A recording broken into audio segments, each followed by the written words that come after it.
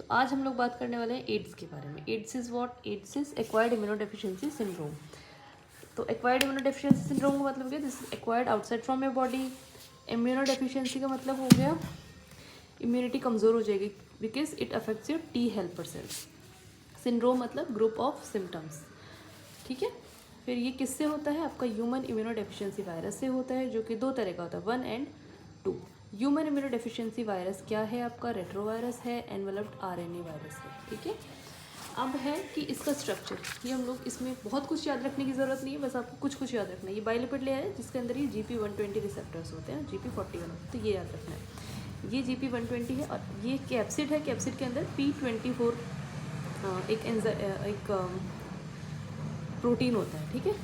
फिर आपका इसका जीनोम क्या होता है? सिंगल स्ट्रैंडेड आरएनए, वो भी enveloped single stranded RNA virus होता है ये। इसके अंदर कौन कौन से एंजाइम होते हैं कैप्सिड के अंदर? रिवर्स ट्रांसक्रिप्टेज, जो कि हेल्प करता है इसकी, आगे बताएंगे, ठीक है। Reverse transcriptase, integrase and proteases, इन्हीं एंजाइम्स के ऊपर एंटी रेट्रोवायरल ड्रग्स काम करती है, ठीक है। जो भी मेडिसिन है ना, एंटी रेट्रोवायरल ड्रग्स जो हमने बनाई हैं वो इन्हीं के ऊपर काम करती है। तो अब ये कैसे अफेक्ट करता है बॉडी को? मोड ऑफ एक्शन क्या है? ये मैक्रोफेजेस अफेक्ट करता है। क्यों? मैक्रोफेजेस के अंदर क्या होता है? एक CD4 रिसेप्टर्स होते हैं। इन CD4 रिसेप्टर्स से आपका GP120 ऑफ वायरस आके जुड़ जाएगा, ठीक है।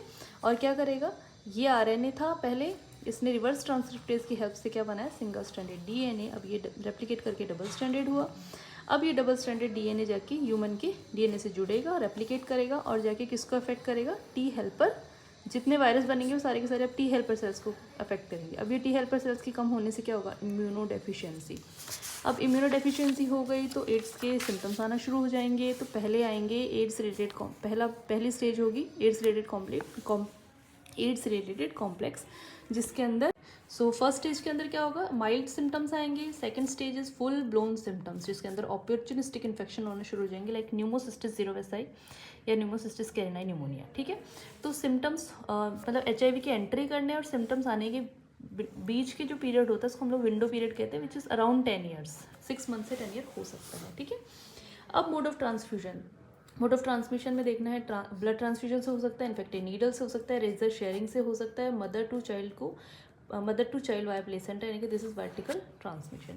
Breast feeding is safe, this is controversial but this is safe, ठीक है। WHO ने बोला है that breast feeding is safe if mother is on ARTs, anti retroviral therapy पे अगर है वो, तो she can breast feed the patient, she can breast feed the baby, ठीक है। टेस्ट कैसे करने हैं? ELISA, this is diagnostic test, and the confirmatory test is your Western blot